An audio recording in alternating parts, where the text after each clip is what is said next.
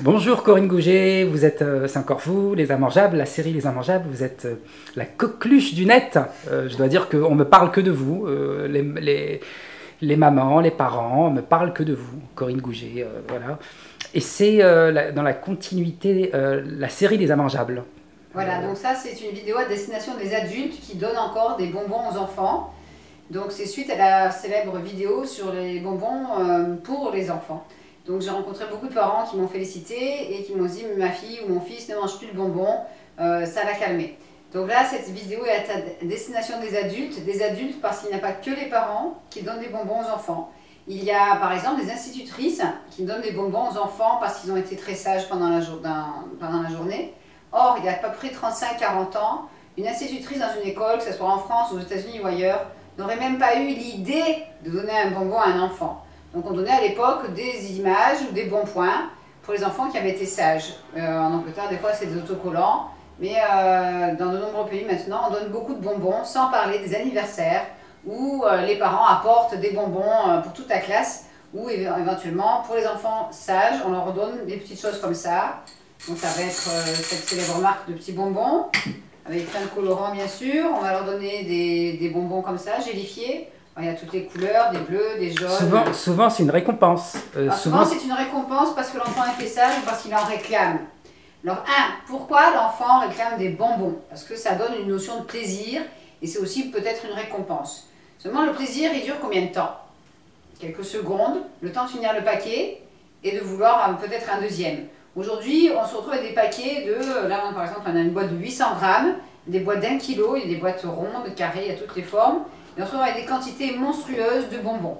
Il y a à peu près 40 ans, on pouvait acheter des tout petits sachets de bonbons, je suis sûre que beaucoup de parents s'en souviennent.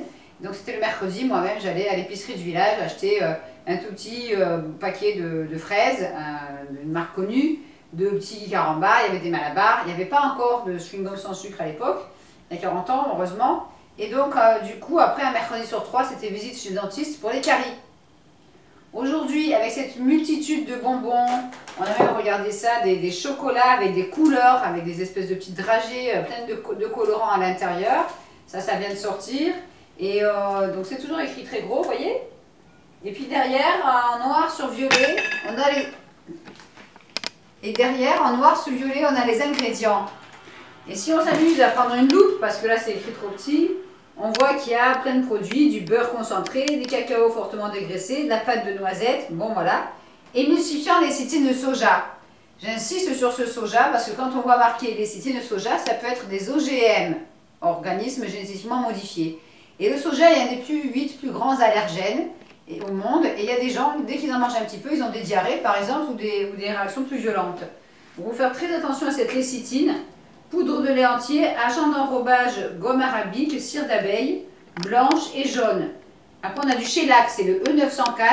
C'est quelque chose qui sert à faire briller le chocolat ou les bonbons et qui est dérivé d'excréments d'insectes spécifiques mélangés avec un peu d'arsenic.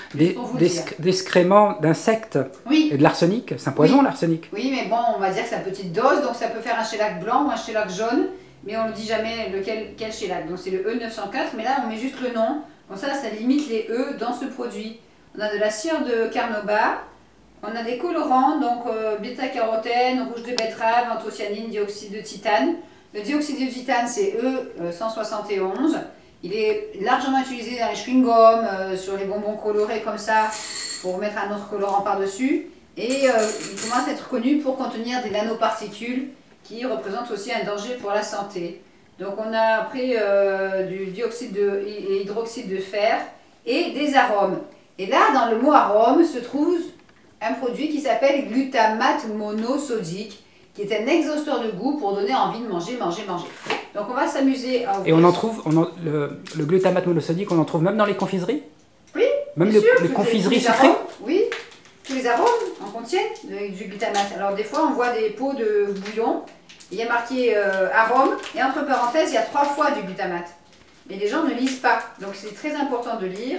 Donc dans l'arôme, il peut y avoir une à plusieurs sources de glutamate. Et là, si on s'amuse à ouvrir cet horrible produit, on va le casser et on va voir si ça ressemble vraiment à l'image. Ah, surprise!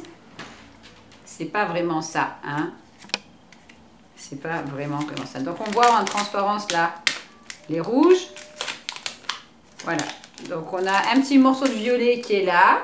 Là on voit le dioxyde de titane qui est blanc là. C'est la couche de blanc sur la pépite de chocolat pour pouvoir mettre un colorant rouge, orange ou jaune sur le dessus. Vous voyez la différence? Et donc là c'est un produit potentiellement dangereux pour la santé. Mais on va le dévorer. Donc on se retrouve aussi avec beaucoup de bonbons mous, gélifiés. Toutes les couleurs. Alors il y a des enfants qui préfèrent le bonbon jaune, le bonbon rouge ou le bleu. Et là dedans c'est souvent un mélange de bleu et de jaune. Je dois dire que ça fait le ravage dans les cours de récré. Ah, moi, mais les cours de moi récré, gamin, bien sûr. je voyais beaucoup d'enfants et j'en mangeais. C'était comment on peut expliquer aux parents qu'en fait c'est du poison tout ça? Alors Est-ce que les j'ai parents envie de dire, doivent- est-ce que les parents sont prêts à... Est-ce que les parents sont prêts à accepter la vérité? C'est pas vraiment facile pour les parents de comprendre que sans le savoir, à leur insu, ils donnent à manger des produits potentiellement dangereux pour la santé de leurs enfants. Donc l'enfant, il va manger ça, ou une sucette. On a parlé beaucoup de la sucette Tachelang, la dernière vidéo pour les enfants. Donc ces colorants sont souvent de synthèse, ils sont mélangés. Là, il y a peut-être du jaune et du bleu, du jaune et du vert pour faire bleu. Et donc du coup, dans une grande partie des colorants, il y a aussi de l'aluminium. Et donc ces molécules vont aller exciter l'enfant jusqu'à provoquer une crise d'hyperactivité par exemple. Donc l'enfant va manger ses bonbons et au bout de 20-30 minutes selon l'âge, il va être tout excité, il va jeter les coussins partout, il va faire des crises de folie, il va rigoler, il va plus écouter sa maman, il va frapper sa soeur ou son frère. Et le parent dit « Mais pourquoi t'es pas gentil? Je t'ai acheté des bonbons tout à l'heure » et le parent n'a pas de notion que ces arômes peuvent rendre violents, que ces colorants peuvent exciter, faire de l'asthme, des insomnies, des crises de folie, des éruptions cutanées, etc.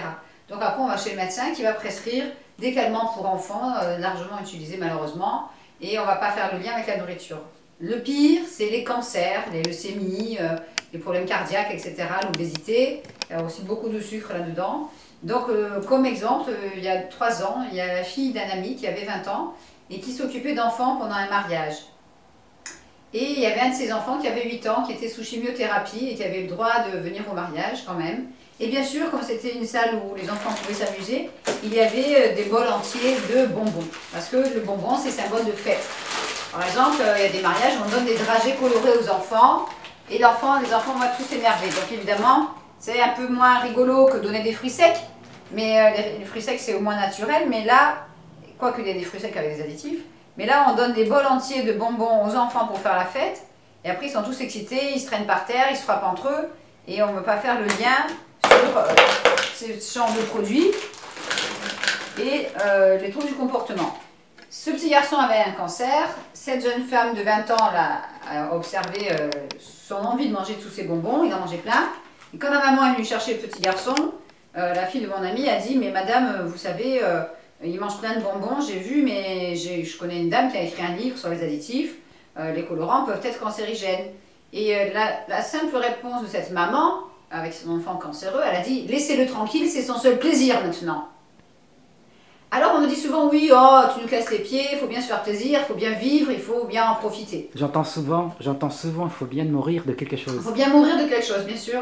On peut mourir à 90 ans d'un arrêt cardiaque dans son lit, ou de la terrible maladie d'Alzheimer, ou d'un cancer, ou de Parkinson.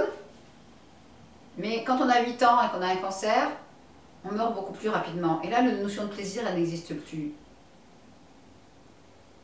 Donc je veux vraiment montrer aux parents ce qui se cache comme matière première dans ces bonbons. Alors vous remarquerez, ils sont mous, et ils restent mous des années. J'ai un bocal chez moi où il y en a depuis 5 ans, et ça ne moisit jamais, ça ne se dégrade jamais, ça durcit. Si vous les mettez en plein soleil, faites l'expérience avec vos enfants. Si ça va être Halloween bientôt. Les enfants reviennent avec des tas de bonbons, vous mettez ça dans un bocal avec de l'eau chaude, de l'eau bien chaude, vous laissez voir comment ils se dégradent. Ou si vous avez une journée ensoleillée, mettez ça dans un bocal et vous placez le bocal au soleil. Ou alors pire, vous faire fondre les bonbons à la casserole. Et j'ai envie de savoir, les conseils que vous donnez, est-ce que c'est pas plutôt pour une certaine catégorie de gens? Parce que, à mon humble avis, la masse n'est pas prête à entendre ce discours. J'en parle autour de moi, et les gens ne comprennent pas lorsque je leur dis qu'il y a des additifs et c'est nocif. Parce qu'en fait, les gens se disent, si c'est autorisé et que c'est mis en vente, c'est mis en vente, et ben, du coup ça doit être testé, vérifié. Il y a des autorités sanitaires qui sont censées nous protéger et nous informer. Or, dans mon livre, j'ai bien mis l'article 17 de la Convention internationale du droit de l'enfant. On explique bien que les parents et les enfants ont droit à l'information de sources nationales et internationales. Et vous avez droit de savoir que ce que vous donnez à vos enfants, c'est pas forcément bon pour la santé, même si c'est bon au goût. Donc je vais vous montrer ce qu'il y a dans tous ces bonbons gélifiés comme matière première, parce qu'elle contient aussi un petit peu de glutamate monosodique, plus autre chose. Donc quand c'est mou comme ça, il y en a même dans les chewing-gums de cet ingrédient-là, donc ce genre de produits comme ça, etc. Sans parler des édulcorants et des arômes qui sont donc du glutamate, et bien vous êtes en train de donner ça à votre enfant en fait, mais sous forme. Voilà, donc ça, je suis désolée, c'est ce qui constitue le plus possible les bonbons. Donc vous donnez de la gélatine, de la couenne de porc, voilà ce que vous donnez à vos enfants, déguisés en forme de fraises, de crocodile, de petits bonhommes, de tout ce que vous voulez. Vous donnez ça à votre enfant. Sauf que ça, c'est passé, vous allez sur mon site, santéendanger.net, il y a le coin des enfants avec le dossier gélatine. Et il y a un monsieur dans un pays en Europe, il reçoit 150 tonnes de peau de cochon par jour, en palettes de tous les abattoirs d'Europe, et il transforme ça en spaghettis avec des acides dans des tuyaux, et il revend ça, chaque kilo, 5 € le kilo. Ça devient une poudre blanche dans des gros sacs, où on rajoute, sans qu'on le dise dans le reportage, probablement du glutamate monosodique, pour donner du goût.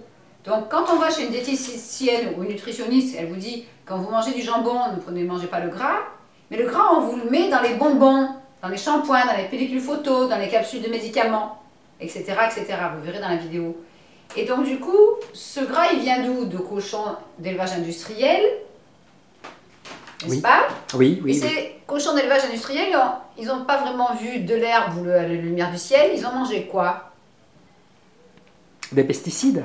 Ben, ils ont été survaccinés, surmédicamentés, et ils mangent beaucoup de maïs transgénique ou de soja transgénique d'OGM. Ils sont nourris principalement à ça. Et on va imaginer que tous les traitements qu'ils ont subis pourraient aller se stocker dans la graisse.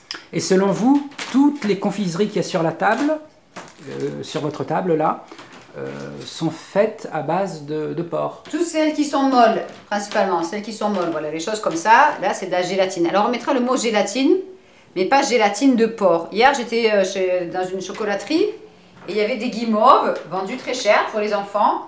Et là il y avait bien marqué en tout petit, bien sûr, gélatine porcine. C'est la première fois que je vois marqué gélatine porcine. Des fois on voit marqué gélatine de porc. Mais comme c'était dans un magasin très chic à Paris, on va pas, on vient pour se faire plaisir. On va imaginer que c'est l'anniversaire de votre enfant. Je vous disais, on peut faire 100 hein.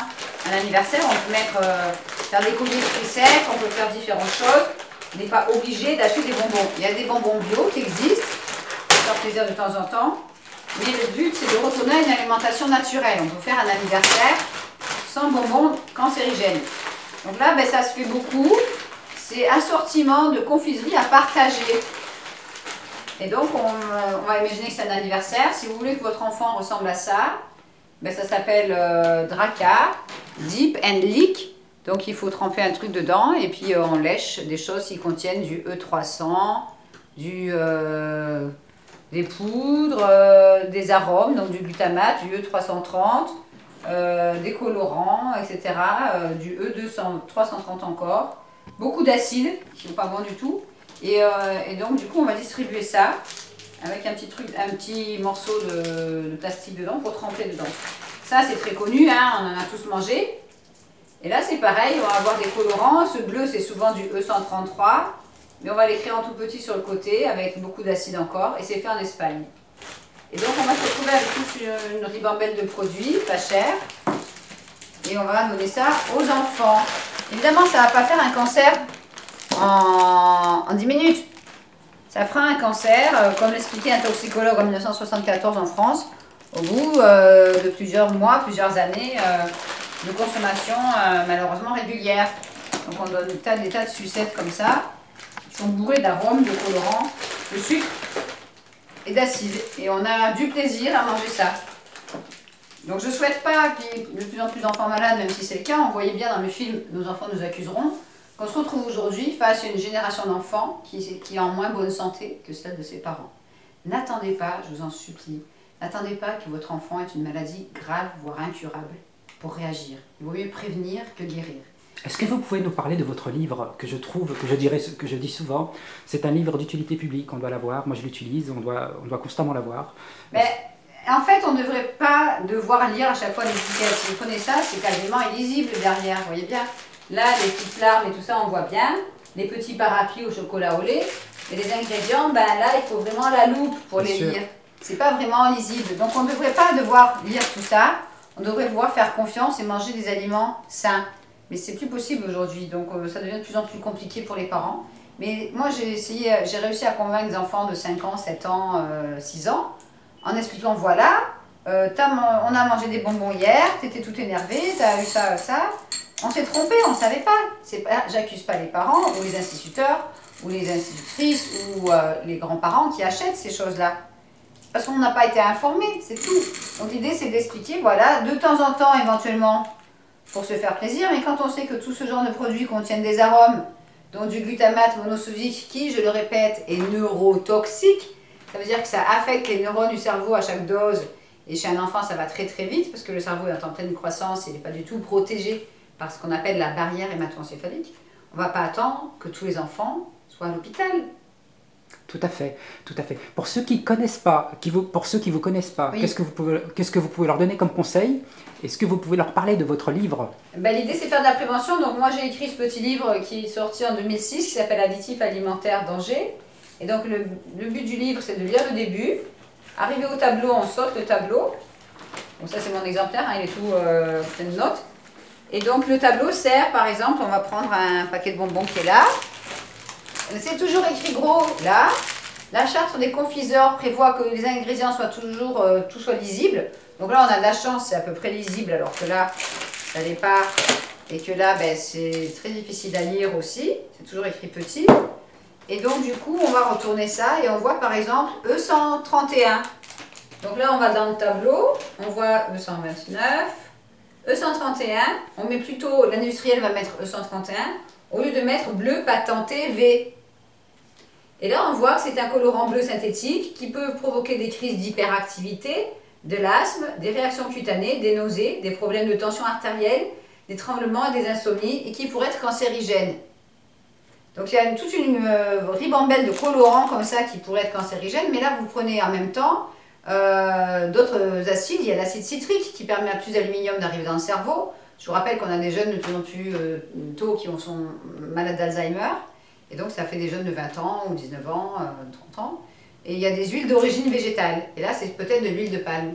Donc l'idée c'est de faire de la prévention, d'apprendre à décortiquer les étiquettes en famille, avec les enfants et avec une loupe. Ça coûte le prix d'un paquet de bonbons en général, des fois moins cher. Et où est-ce qu'on peut avoir votre livre? Mon livre il est dans toutes les librairies en France, il est aussi sur mon site, santéendanger.net, pour ceux qui veulent une copie dédicacée. Et lors de mes conférences ou ateliers, ben, j'ai aussi des livres avec moi en général. Donc l'idée c'est de sensibiliser les gens et d'essayer de faire en sorte qu'il y ait moins d'enfants malades dans les hôpitaux. C'est de plus en plus d'enfants qu'on appelle les enfants bulles qui ont des maladies du système immunitaire et ou des maladies auto-immunes de plus en plus tôt. Et certains médecins osent avouer aux parents que ça vient de l'alimentation, mais ils ne le disent pas au grand jour. Donc moi j'aimerais bien voir moins d'enfants malades, moins d'enfants avec de l'épilepsie, moins d'enfants avec des cancers, moins d'enfants qui naissent avec des tumeurs aux yeux ou à la tête, parce que la maman a mangé parfois des chewing-gums pendant la grossesse. Je voudrais qu'il y ait plus d'enfants en bonne santé et avec des parents plus informés et des adultes plus informés. Qu'on n'a qu'à retourner dans les écoles au système des images, des autocollants ou des bons points, qui seront beaucoup moins toxiques que donner ça à des enfants lors d'anniversaire. Il faudrait peut-être arrêter. Donc ça c'est Burke, comme vous voyez sur mon t-shirt. C'est beau, ça a l'air bon, j'en mange pas, je n'en mange jamais. Et j'encourage les gens à essayer d'en manger de moins en moins, parce que c'est potentiellement cancérigène. Voilà, je vous remercie de votre attention. J'espère que cette vidéo pourra ouvrir les yeux à des milliers d'adultes et qu'ils deviendront soucieux de la santé des enfants qu'ils accompagnent dans leur vie et qui pourront peut-être informer ces enfants et leur apprendre à devenir des chasseurs d'additifs avec une loupe. C'est l'enfant, après, en quelques semaines, il va beaucoup mieux. Très bien, Corinne Bouget. Bonne santé. Merci beaucoup pour cette interview. Au revoir. À très bientôt. À bientôt. Au revoir.